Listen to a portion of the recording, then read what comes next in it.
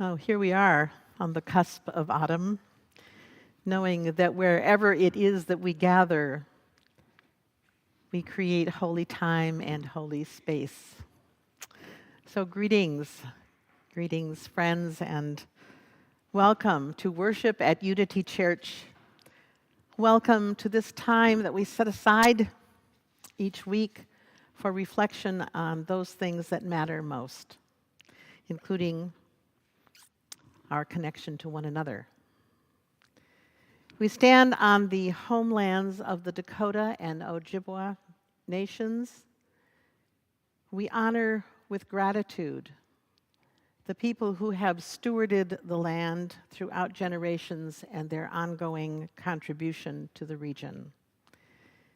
We acknowledge the ongoing injustices that we have committed against the Dakota and Ojibwa nations, and we wish to interrupt this legacy, beginning with acts of healing and honest storytelling about this place.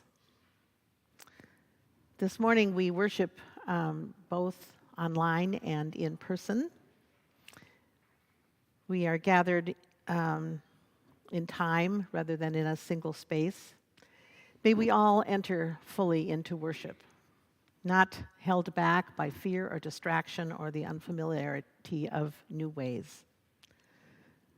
New minister, but not new ways. Welcome whatever it is that arises in your spirit during this time that we share.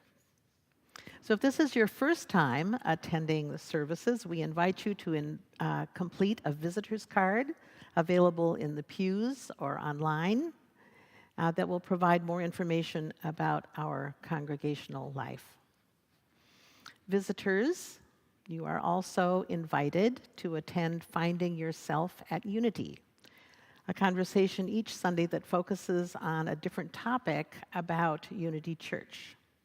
Today, the conversation will explore Unity's religious education for children, youth, and adults.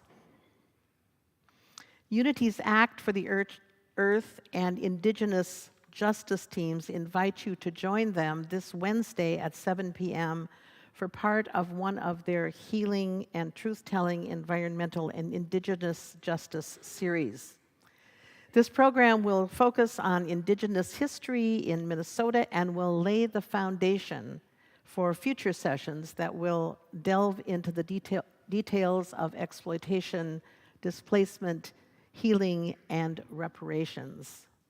Details, including a link to register, are available on the insert in your order of service. So after our service today, Jess, our worship associate, and I look forward to greeting you, those of you who are here in person, and invite you to the parish hall for refreshments and fellowship. Those joining online will have a Zoom coffee hour. And now let us enter into worship with the ringing of the bell.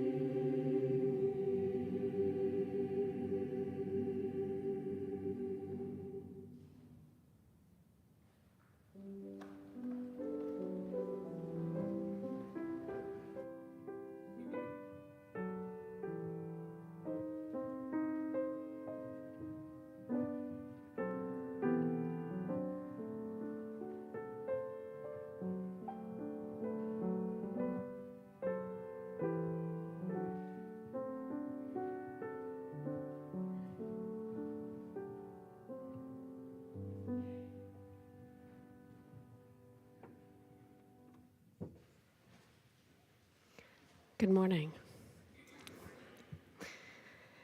Expectation. What a heavy concept. When Karen and I met to discuss this topic, my mind was flooded with ideas, experiences, and questions. As I sift through my thoughts, what rises to the surface are questions of whose expectations and of whom? Society's expectations of women, of me, of teachers, of parents, my own expectation of myself, my worth, my community.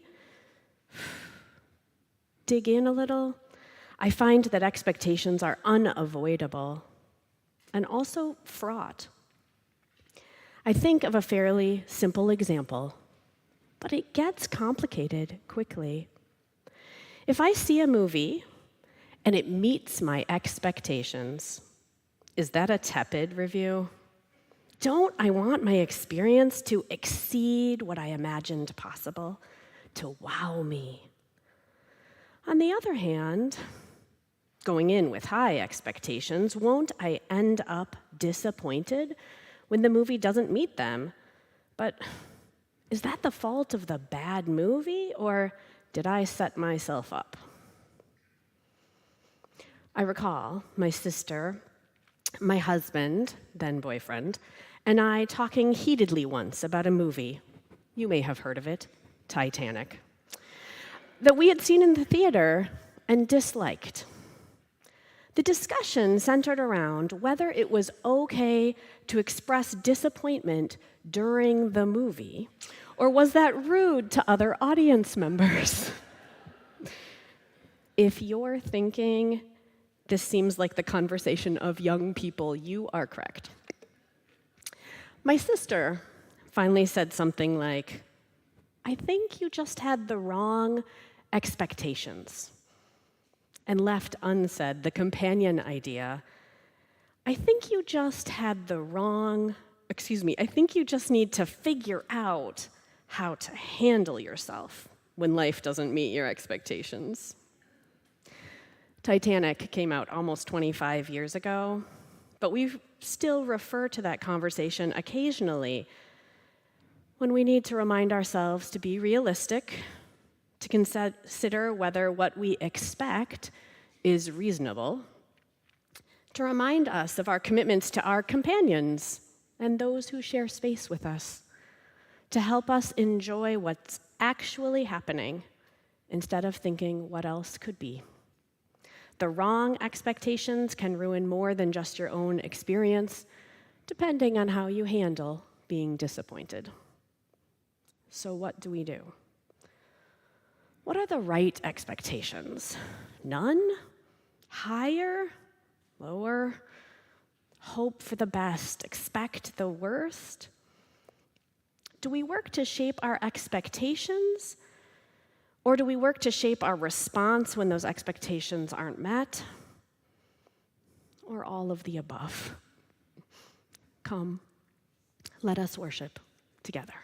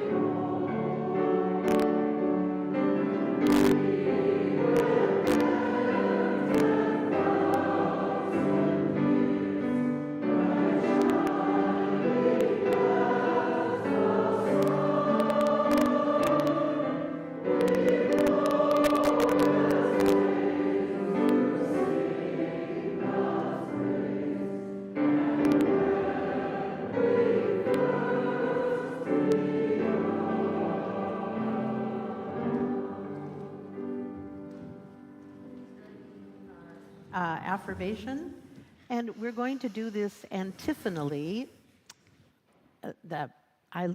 I do this because I love that word so much, antiphonal. Isn't that a nice word? And that means that we'll alternate sides. We will begin in unison, and we will then continue according to the instructions. Got it? All right. We, the member congregations of the Unitarian Universalist Association, to affirm and promote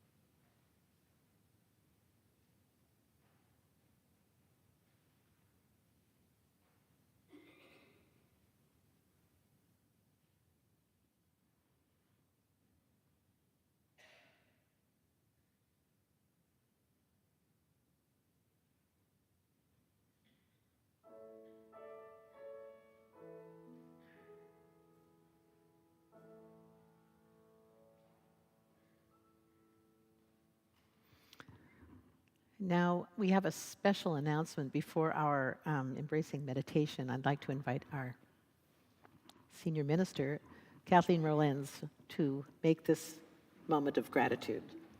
Thank you.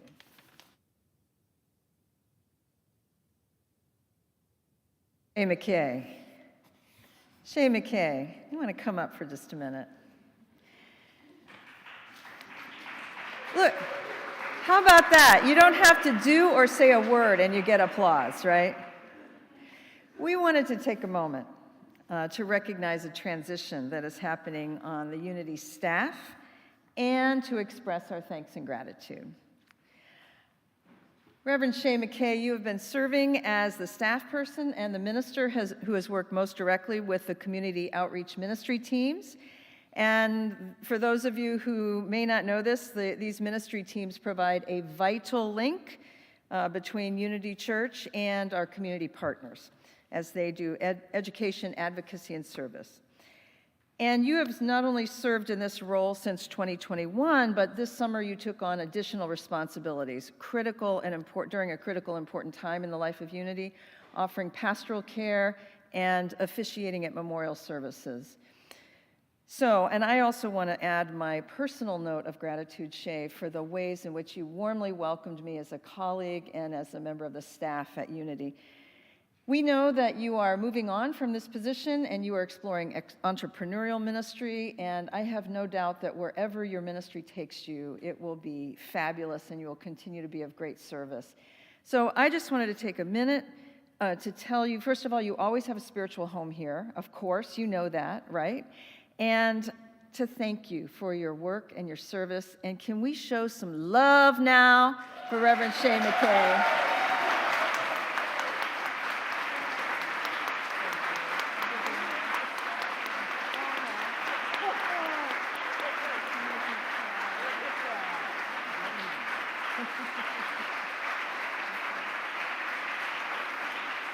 Well done. Thank you. Thank you.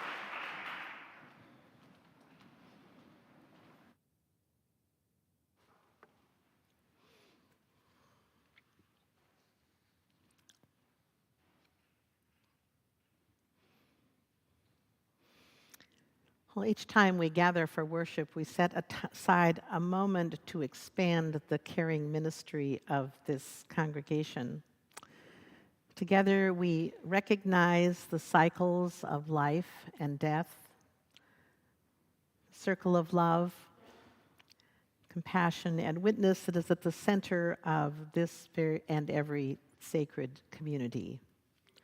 We join with parents and teachers and all those whose primary spiritual practice is caring for children, with those who live with grief or chronic pain, with illnesses seen and unseen, with mental disability or addiction. We pray for neighbors in prison those who care for family members in ill health, those who are struggling to stay afloat in the midst of poverty. Our lives are blessed by those who knowingly and with curiosity and courage face their final days. We pray for those in harm's way, for the wisdom and strength of leaders of the world, and for the people of this courageous congregation as together we live into our longing to embody and help to build the beloved community. Will you pray with me now for those whose names I speak? We hold in joy and gratitude Nancy and Peter Hagee, who feel blessed by life and each other, who celebrated their 55th wedding anniversary on Friday, September 23rd. We send healing energy to Samantha Fast, who is recovering from surgery after a recent stroke. We hold Bill E. Webb and his family in our hearts as they navigate the new terrain of Billy's very recent hospice placement. Billy turned 72 on September 23rd. We pray for Tara LaFeria, who is mourning and celebrating the life of her stepfather, Manfred Wapple, grandfather to her children, Nina and Luca. Manfred passed away on Saturday in Chicago, surrounded by his family. And we send love and care to Carol Manka, who is recovering at home from shoulder surgery after spending a few days in her sister's care. She would appreciate cards, texts, and short visits.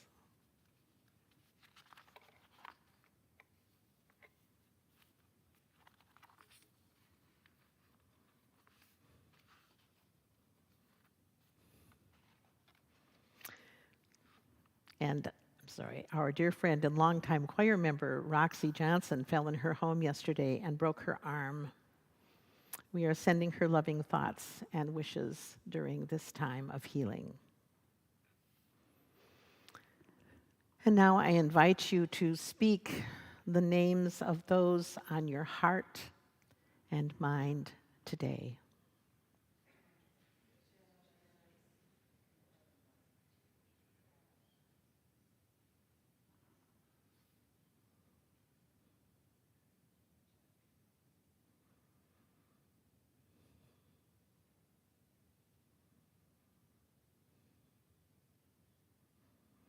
Spirit of life and love, surrounding and holding both our joys and our sorrows.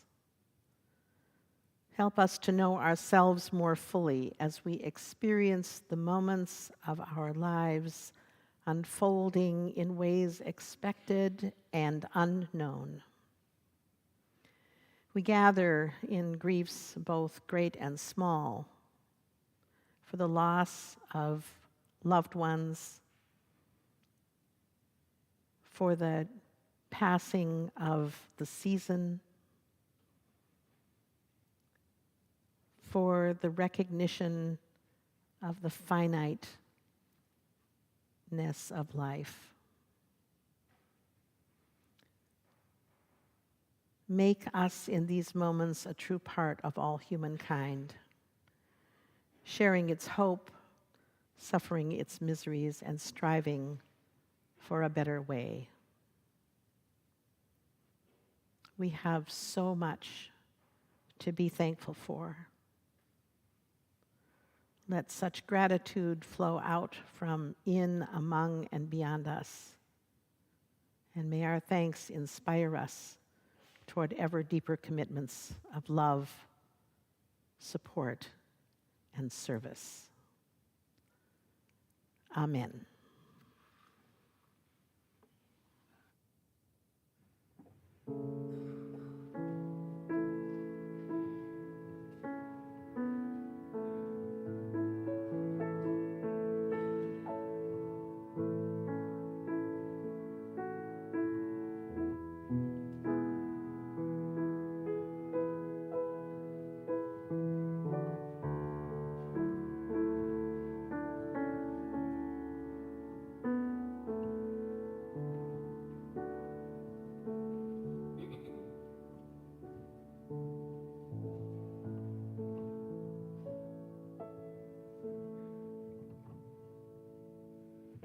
Gotta keep on moving forward. Keep on moving forward. Keep on moving forward. Keep on moving forward. Never turning back. Never turning back.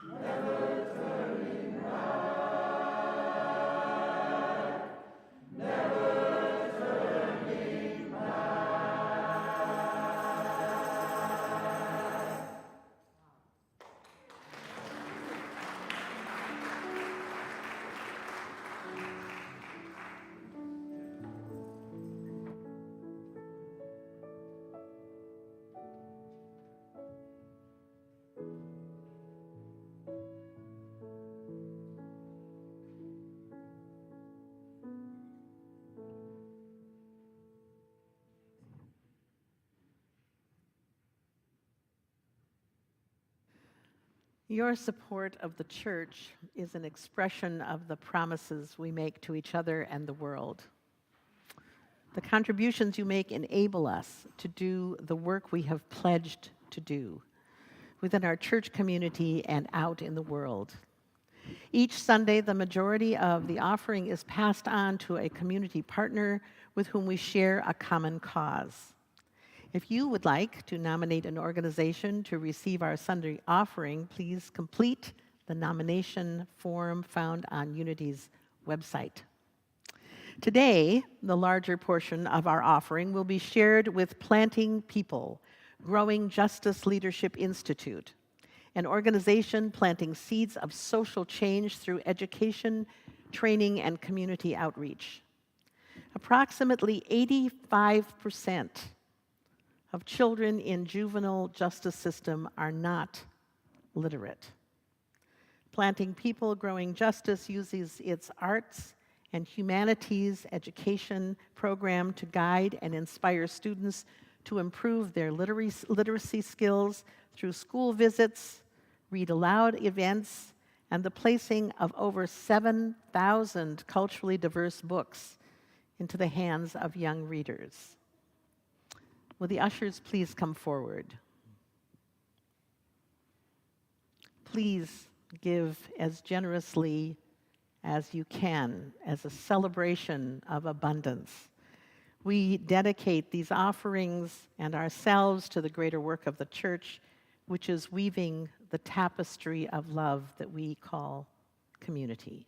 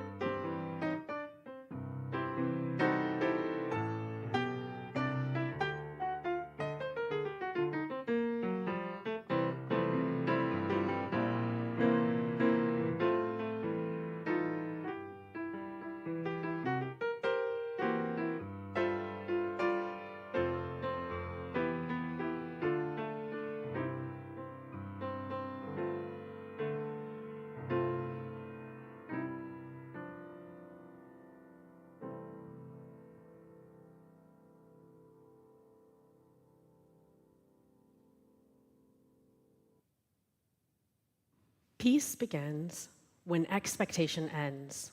Sui Chinmoy. Expect much from yourself and little from others, and you will avoid incurring resentments. Confucius. I am open to the guidance of synchronicity and do not let expectations hinder my path. Dalai Lama. High expectations are the key to everything. Sam Walton. The more I expect, the more unhappy I'm going to be. The more I accept, the more serene I am. Michael J. Fox. The expectations of life depend upon diligence. The mechanic that would perfect his work must first sharpen his tools. Confucius. Unhappiness is best defined as the difference between our talents and our expectations. Edward de Bono. The universe has no restrictions. You place restrictions on the universe with your expectations. Deepak Chopra. We never live. We are always in the expectation of living. Voltaire. Our desires always disappoint us, for though we meet with something that gives us satisfaction, it never thoroughly answers our expectation. Elbert Hubbard. Basically, you create your experience through your beliefs about yourself and the nature of reality. Another way to understand this is to realize you create your experiences through your expectations. Seth Godin. Nothing that you plan is going to work out. Everything is going to be totally different than the way you expected. And things will constantly challenge you. Wherever you look, the world is not as solid as it seems to be. Eckhart Tolle. Set your expectations high. Find men and women whose integrity and values you respect. Get their agreement on a course of action and give them your ultimate trust. John Akers. It's your own expectations that hurt you, not the world you live in. Whatever happens in the world is real. What you think should happen is unreal. So people are hurt by their expectations. You know you're not disappointed by the world. You are disappointed by your own projections. Jacques Fresco. We must accept finite disappointment, but never lose infinite hope. Martin Luther King Jr. Expect nothing. Live frugally on surprise.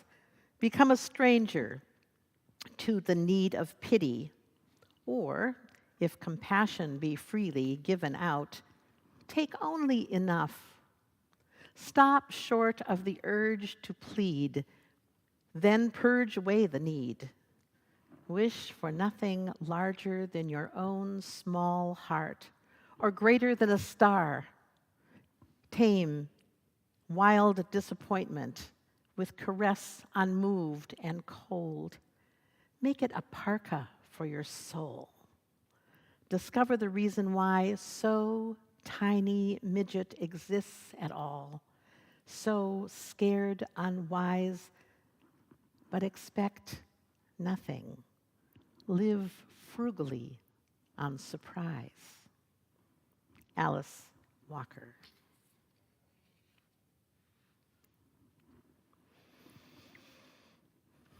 Before you criticize someone, you should walk a mile in their shoes. That way, when you criticize them, you are a mile away from them and you have their shoes.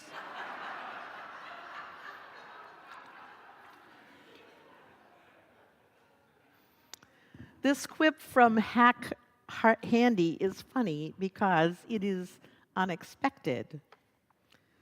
We all have expectations. Comedy relies on this, and the role of comedy is to help us laugh, even as we feel the discomfort of the challenge to those expectations.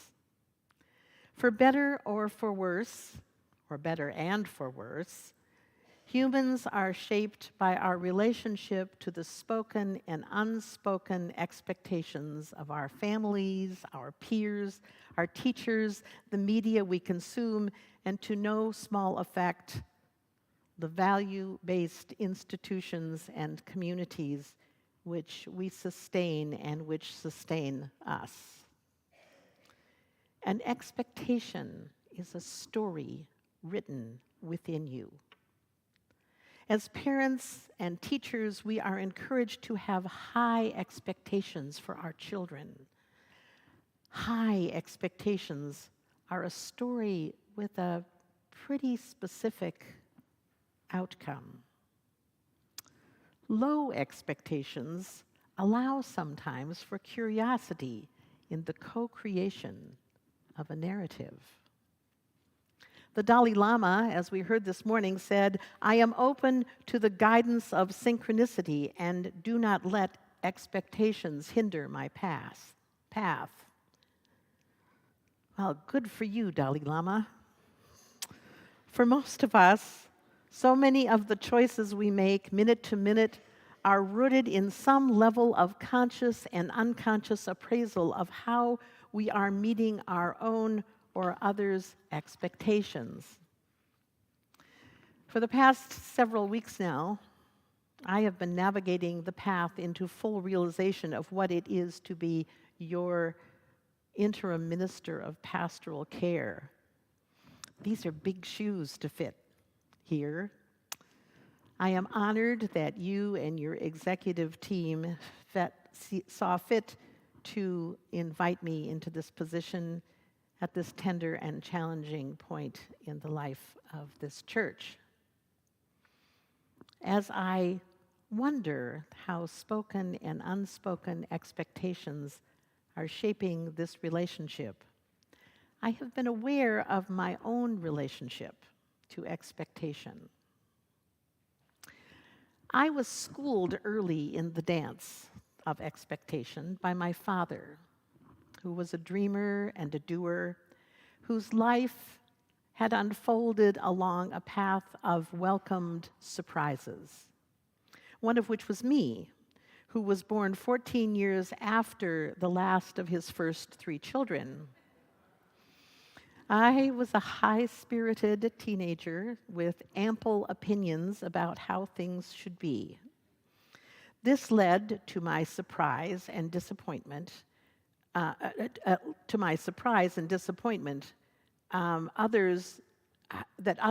did not fall in line with what I was so sure was the right way.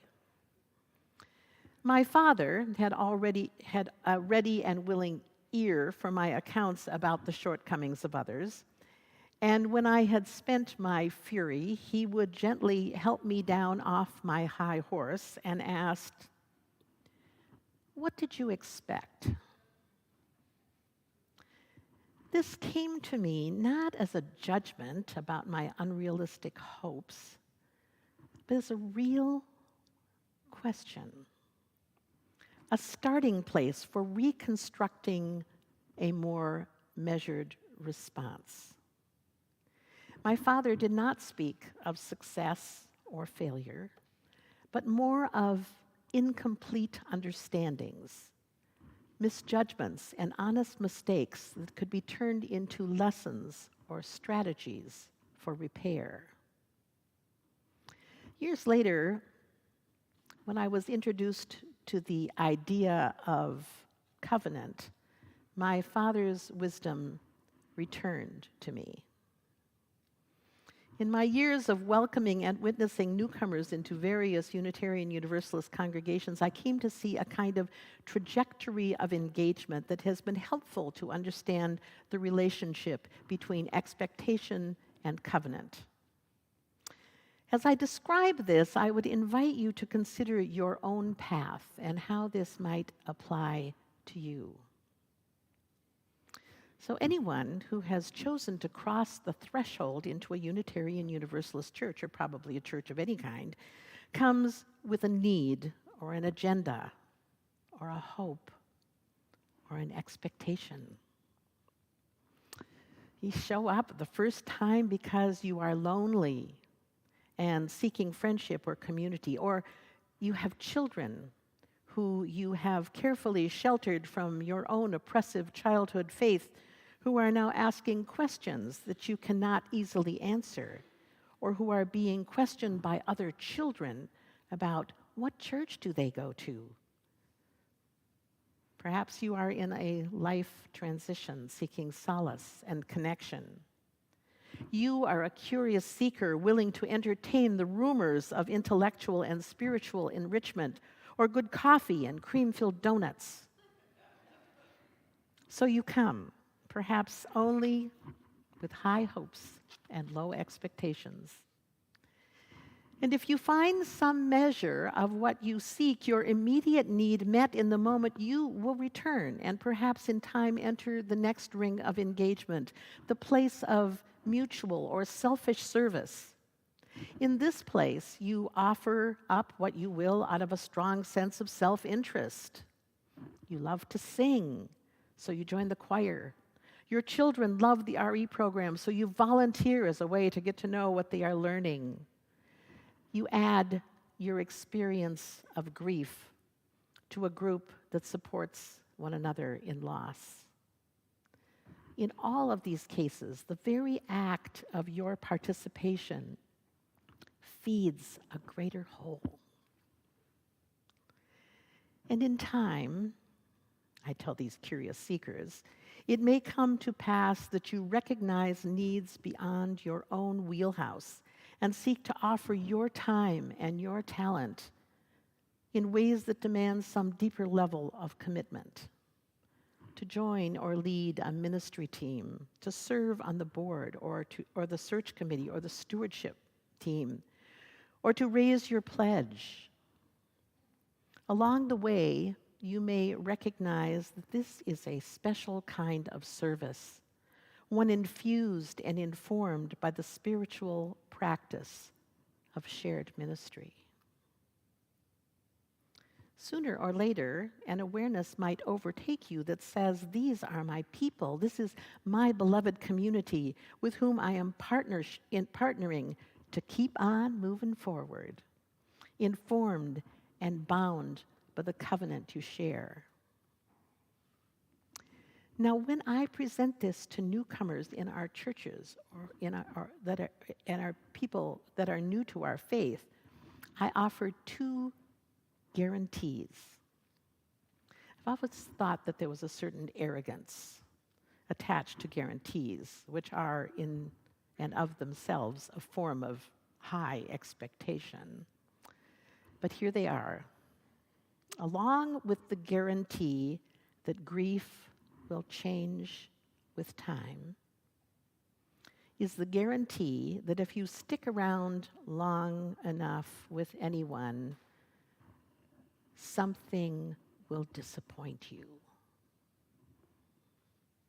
And as often as not, this beloved congregation, it will produce, and as often as not in this kind of beloved congregation, it will produce a different kind of disappointment from your garden variety disappointments that can be attributed to twists of fate or simple inattention or tolerance for hypocrisy.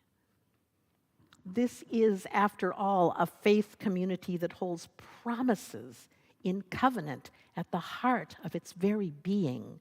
Promises that include affirming and promoting justice, equity, and compassion in human relations, the use of the democratic process, inherent worth and dignity of every person.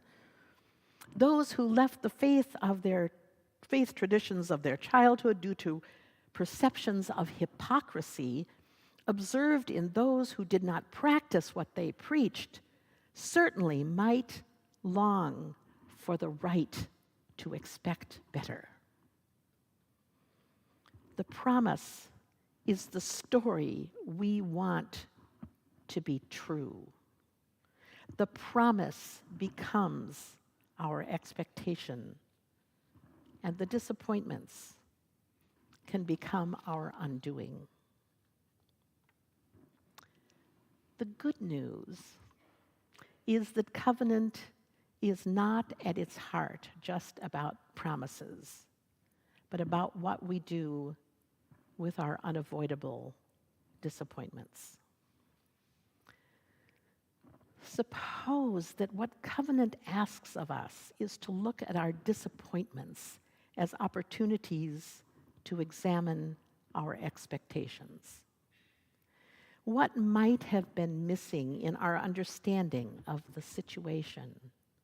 What was unknown or unspoken about the hopes and expectations of others who figured into that which disappoints us? What allowances might have been made for an unexpected outcome? What was the lesson about what could and could not be controlled? How might we move toward each other in our disappointment, in a spirit of compassion and greater understanding, and then begin again in love? In my developmental work as an interim minister, I have often spoken of the need for expectation management. Sometimes this is as simple as reminding folks in the process of launching a new or evaluating an existing program about the need to right size to the available resources. Is there money and staff and volunteer support to sustain the idea past the wow stage?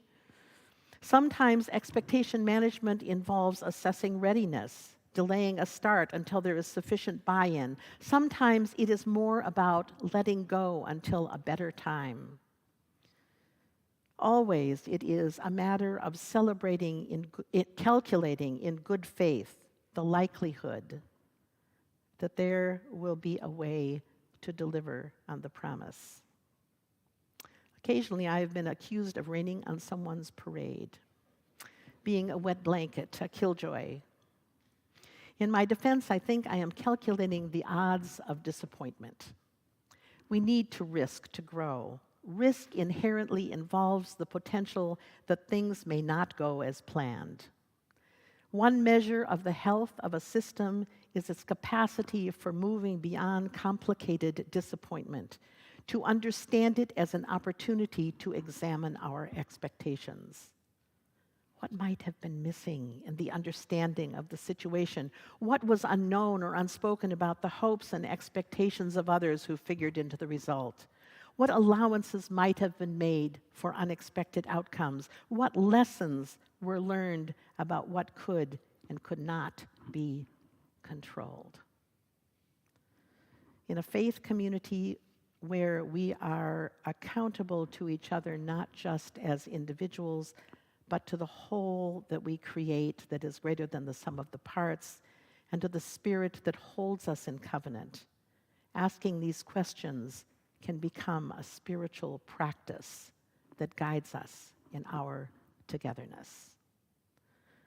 The road of togetherness is messy, and healing is an ongoing process for ourselves as individuals as well as collectively. The point is not to never step on each other's toes, but to have a process to return to the dancing. Covenant is a promise. It is also a practice, which we co-create collective, in which we create collective and inclusive story by stumbling through the uncomfortable situations in a process where repair can occur within and between us. This is most difficult when we are new to the experience of navigating this dance, or when we cannot hear the music.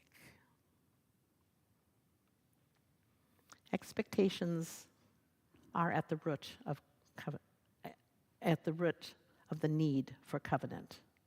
The chorus of quotations, sound bites that enter our psyches through many paths, create a kind of cacophony of contradictory messages and stories that has become so familiar to us that we hardly recognize it. Conflicting expectations exist within us, so of course they exist between us.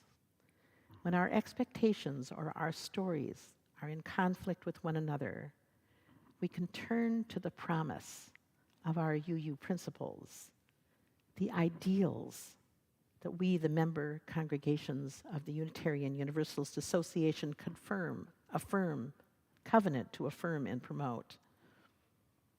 The story that we want to be true, and we can engage in practices that allow us to create a collective story that is full of messiness and healing, laughter and disappointment, mistakes and growth.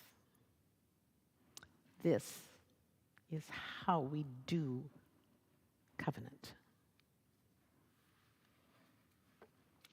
Please rise in body or in spirit for our closing hymn.